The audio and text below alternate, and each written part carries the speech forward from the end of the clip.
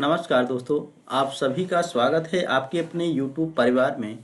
दोस्तों, हम लोग पढ़ रहे हैं क्लास 6 की सामाजिक विज्ञान में एनसीईआरटी को कवर कर रहे हैं। दोस्तों इतिहास हम लोग कवर कर चुके हैं क्लास 6 का, और अब हम पढ़ रहे हैं ज्योग्राफी। दोस्तों आज हमारा ज्योग्राफी में अध्याय नंबर 5 है। इसमें हम लोग पढ़ेंगे पृथ्वी के प्रमुख परिमंडल। दोस्तों जैसा कि पहले अध्याय में हम लोग पढ़ चुके हैं कि पृथ्वी एकमात्र ऐसा ग्रह है जहां जीवन संभव है। मानव यहां जीवित रह सकता है क्योंकि जीवन के लिए आवश्यक तत्व जैसे भूमि, जल तथा हवा पृथ्वी पर मौजूद हैं। इसलिए मानव जीवन यहां पर संभव है। पृथ्वी की सतह ऐसी है जिसमें पर्यावरण के 3 महत्वपूर्ण घटक आपस में मिलते हैं तथा एक दूसरे को प्रभावित करते हैं। पृथ्वी का ठोस भाग जिस पर हम रहते हैं उसको भूमंडल कहा जाता है। जिस पर हम रहते हैं, पृथ्वी के जिस ठोस भाग पर हम निवास करते हैं उसको भूमंडल कहा जाता है। गैस की परतें जो पृथ्वी को चारों ओर से घेरती हैं उसे वायुमंडल कहा जाता है। ऑक्सीजन, दोस्तों वायुमंडल में ऑक्सीजन की मात्रा होती है 21%, नाइट्रोजन वायुमंडल में लगभग 78% पाई जाती है, और कार्बन डाइऑक्साइड की अगर बात करें तो यह पाई जाती है 0.03% वायुमंडल में उपस्थित होती है कार्बन डाइऑक्साइड, तथा दूसरी गैसें पाई जाती हैं। पृथ्वी के बहुत बड़े भाग पर जल पाया जाता है जिसे जलमंडल कहा जाता है। जलमंडल में जल की सभी अवस्थाएं जैसे कि बर्फ जो कि ठोस होता है, जल होता है द्रव, और जलवाष्प सम्मिलित होते हैं। जीवमंडल एक सीमित क्षेत्र है जहां स्थल, जल एवं हवा एक साथ मिलते हैं, जहां सभी प्रकार के जीवन पाए जाते हैं। दोस्तों कुछ शब्दों की उत्पत्ति देख लेते हैं। ग्रीक भाषा में लिथास का अर्थ होता है पत्थर, एटमास का अर्थ होता है वाष्प, और ह्यूडर का अर्थ होता है जल, बायोस का अर्थ होता है जीवन। दोस्तों अब हम लोग पढ़ेंगे भूमंडल के बारे में। पृथ्वी के ठोस भाग को भूमंडल कहा जाता है। यह भूपर्पटी की चट्टानों तथा मिट्टी की पतली परतों का बना होता है जिसमें जीवों के लिए पोषक तत्व पाए जाते हैं। पृथ्वी की सतह को 2 मुख्य भागों में बांटा जा सकता है। बड़े स्थलीय भूभागों को महाद्वीपों के नाम से जाना जाता है तथा बड़े जलाशयों को महासागरीय बेसिन के नाम से जाना जाता है। दोस्तों विश्व के सभी महासागर आपस में एक दूसरे से जुड़े हुए हैं। सभी स्थलीय भूभाग एक दूसरे से आपस में जुड़े हुए हैं। समुद्री जल का तल सभी जगह समान होता है। स्थल की ऊंचाई को समुद्र तल से मापा जाता है। दोस्तों भारत का जो स्थल की ऊंचाई मापी जाती है वह चेन्नई से मापी जाती है जिसे शून्य माना जाता है। विश्व का सबसे ऊंचा शिखर माउंट एवरेस्ट समुद्र तल से 8,848 मीटर ऊंचा है। दोस्तों यह पॉइंट को आपको नोट कर लेना है कि माउंट एवरेस्ट जो कि हिमालय की सबसे ऊंची चोटी है, यह नेपाल में स्थित है और इसकी ऊंचाई 8,848 मीटर ऊंचा है। यह पर्वत शिखर। विश्व का सबसे गहरा भाग प्रशांत महासागर का मेरियाना गर्त है जिसकी गहराई 11,022, कहीं कहीं दोस्तों इसकी गहराई 11,033 भी मिलती है।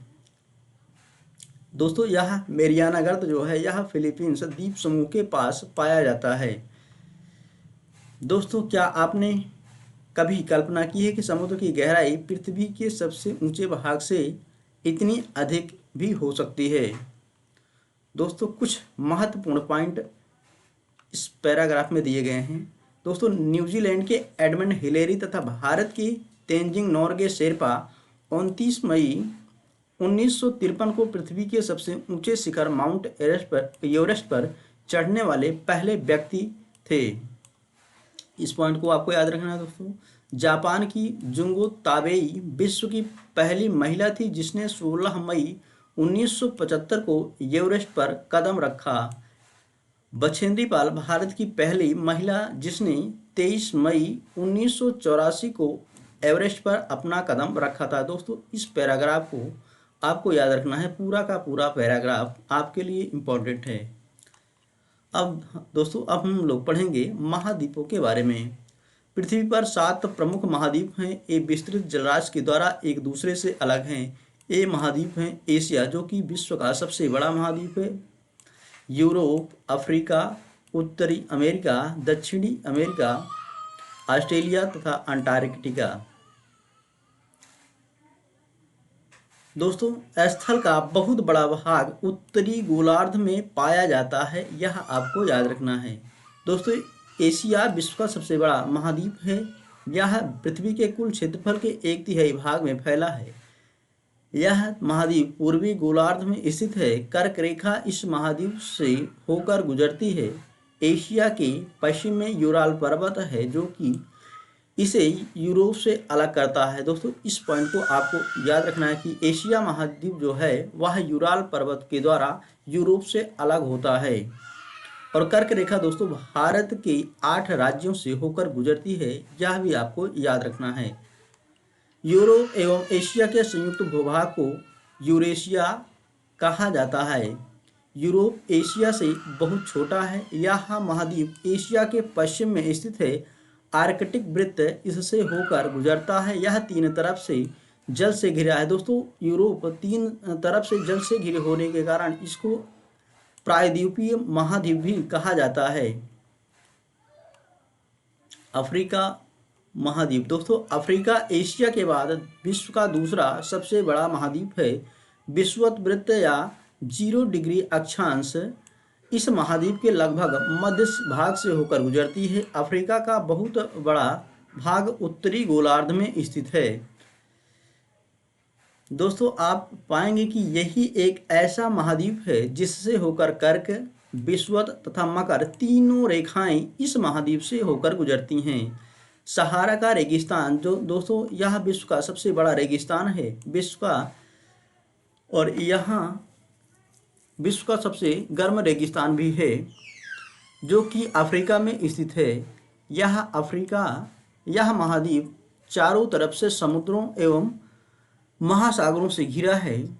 दोस्तों आप देखेंगे कि विश्व की सबसे लंबी नदी नील नदी अफ्रीका से होकर गुजरती है। दोस्तों नील नदी विश्व की सबसे लंबी नदी है। दोस्तों इसी नदी के किनारे मिस्र का काहिरा प्रदेश स्थित है। अफ्रीका से होकर गुजरती है। अफ्रीका का मानचित्र देखिए तथा बताइए कि कर्क रेखा, मकर रेखा तथा विषुवत वृत्त इसके किन किन भागों से होकर गुजरती है। उत्तरी अमेरिका विश्व का तीसरा सबसे बड़ा महाद्वीप है। यह दक्षिण अमेरिका से एक संकरे स्थल से जुड़ा है, जिसे पनामा स्थल संधि कहा जाता है। यह महाद्वीप पूरी तरह से उत्तरी एवं पश्चिमी गोलार्ध में स्थित है। यह महाद्वीप 3 महासागरों से घिरा है। दोस्तों स्थल संधि किसे कहा जाता है, इसको हम समझ लेते हैं। दोस्तों स्थल का एक संग्रह भाग जो 2 बड़े स्थलीय भागों को एक दूसरे से जोड़ता है, उसको कहा जाता है स्थल संधि। दोस्तों यहाँ पर स्थित है पनामा स्थल संधि, जो कि उत्तरी अमेरिका और दक्षिणी अमेरिका को जोड़ता है। दोस्तों जल संधि किसे कहा जाता है। दोस्तों जल संधि पानी का एक संग्रह भाग होता है जो 2 बड़ी जलराशि जैसे समुद्रों तथा महासागरों को एक दूसरे से जोड़ता है, उसको कहा जाता है जल संधि। भारत एवं श्रीलंका के बीच स्थित जल संधि का नाम है दोस्तों, उसको कहा जाता है पाक जल संधि, जो कि भारत एवं श्रीलंका के बीच स्थित है। दोस्तों अब हम पढ़ेंगे दक्षिण अमेरिका महाद्वीप के बारे में। दोस्तों दक्षिण अमेरिका का अधिकांश भाग दक्षिणी गोलार्ध में स्थित है। इसके पूर्व एवं पश्चिम में कौन से 2 सागर स्थित हैं। दोस्तों इसके पश्चिम में स्थित है प्रशांत महासागर और पूर्व में स्थित है अटलांटिक महासागर। विश्व की सबसे लंबी पर्वत श्रृंखला एंडीज इसके उत्तर से दक्षिण की ओर फैली है। दोस्तों यह एंडी पर्वतमाला विश्व की सबसे लंबी पर्वतमाला है और इसकी लंबाई है लगभग 7200 किलोमीटर। दक्षिण अमेरिका में विश्व की सबसे बड़ी नदी अमेजन बहती है दोस्तों। यह अपवाह क्षेत्र की दृष्टि से सबसे बड़ी नदी है। ऑस्ट्रेलिया विश्व का सबसे छोटा महाद्वीप है जो कि पूरी तरह से दक्षिणी गोलार्ध में स्थित है। यह चारों तरफ से महासागरों तथा समुद्रों से घिरा है, इसलिए इसको द्वीपीय महाद्वीप भी कहा जाता है। दोस्तों ऑस्ट्रेलिया को द्वीपीय महाद्वीप कहा जाता है क्योंकि ऑस्ट्रेलिया महाद्वीप चारों ओर से समुद्रों से घिरा है या महासागरों से घिरा हुआ है। अंटार्कटिका एक बहुत बड़ा महाद्वीप है जो कि दक्षिणी गोलार्ध में स्थित है। दक्षिण ध्रुव इस महाद्वीप के मध्य में स्थित है। चूंकि यह दक्षिण ध्रुव वृत्त में स्थित है, इसलिए यह हमेशा मोटी बर्फ की परतों से ढका रहता है। यहाँ किसी भी प्रकार का अस्थायी मानव निवास नहीं पाया जाता है। बहुत से देशों के शोध केंद्र यहाँ पर स्थित हैं, यानी कि अंटार्कटिका महाद्वीप में बहुत से देशों के शोध केंद्र स्थित हैं। भारत के भी शोध केंद्र यहाँ हैं, जिनके नाम है मैत्री और भारती। यह दो शोध केंद्र हैं भारत के। इसको दोस्तों आपको याद रखना है।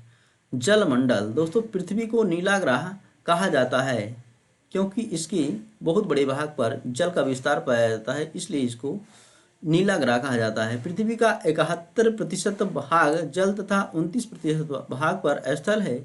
जलमंडल में जल के सभी रूप उपस्थित हैं। इसमें महासागरों एवं नदियाँ, झीलें, हिमनदियाँ, भूमिगत जल तथा वायुमंडल की जलवाष्प सभी सम्मिलित हैं। पृथ्वी पर पाए जाने वाले जल का 97% से अधिक भाग महासागरों में पाया जाता है एवं वह इतना अधिक खारा होता है कि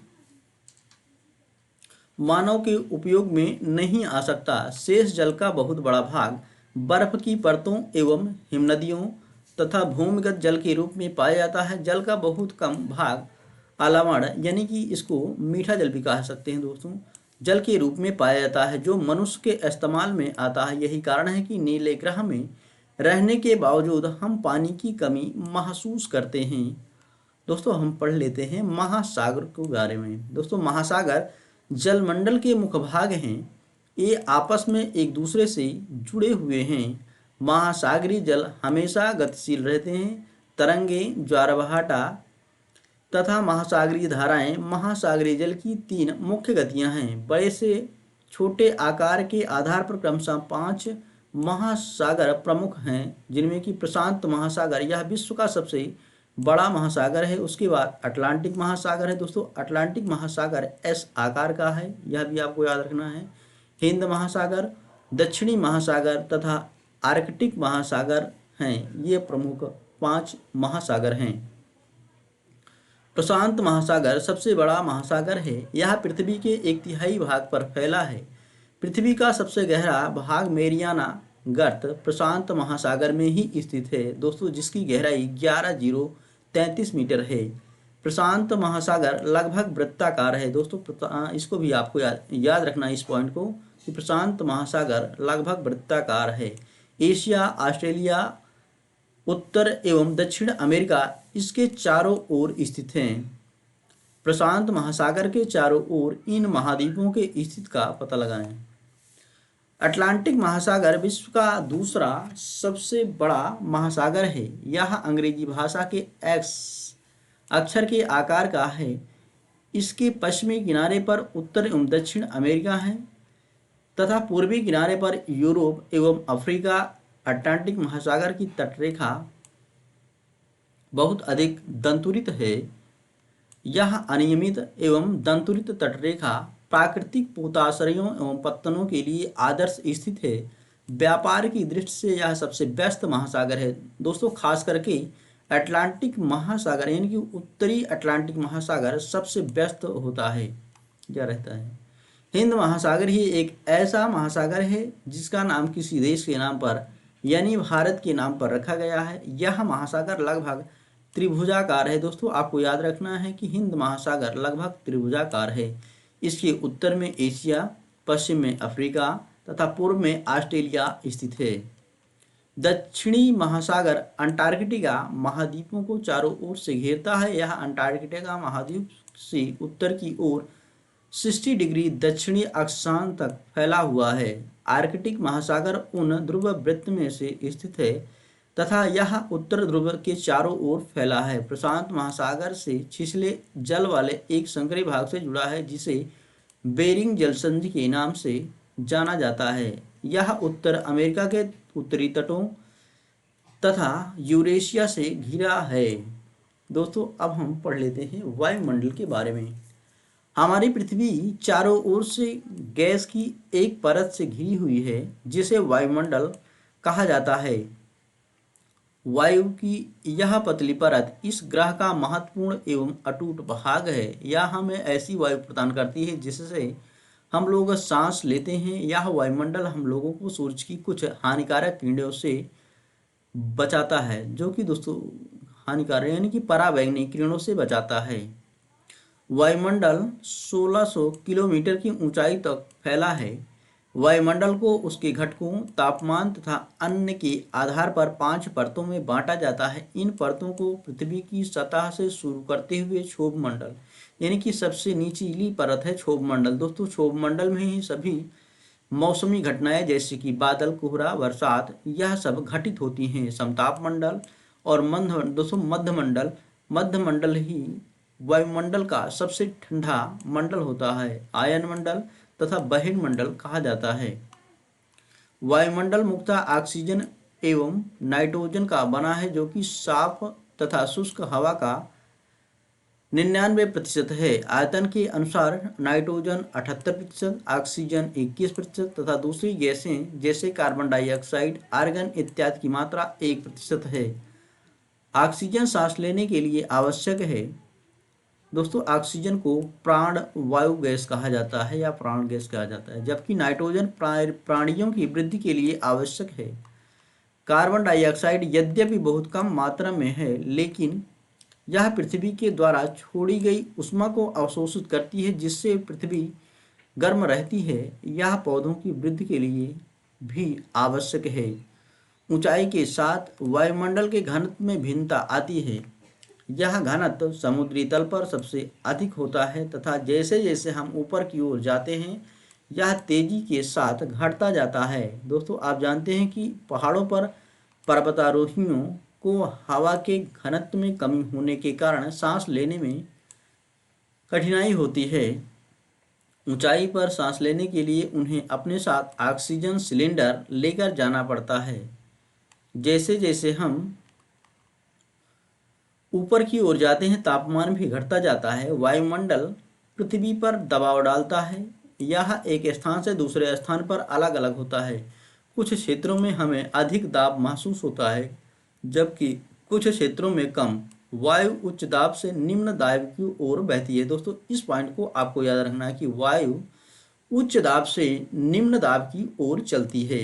गतिशील वायु को पवन कहा जाता है। जीवमंडल। दोस्तों जीवमंडल स्थल, जल तथा हवा के बीच का एक सीमित भाग है। यह वह भाग है जहां जीवन मौजूद है। यहाँ जीवों की बहुत सी प्रजातियां हैं जो कि सूक्ष्म जीवों तथा बैक्टीरिया से लगभग बड़े स्तनधारियों के आकार में पाई जाती हैं। मनुष्य सहित सभी प्राणी जीवित रहने के लिए एक दूसरे से तथा जीवमंडल से जुड़े हुए हैं। जीवमंडल के प्राणियों को मुख्यतः 2 भागों जंतु जगत एवं पादप जगत में बांटा जाता है। पृथ्वी के तीनों परिमंडल आपस में पारस्परिक क्रिया करते हैं तथा एक दूसरे को किसी न किसी रूप में प्रभावित करते हैं।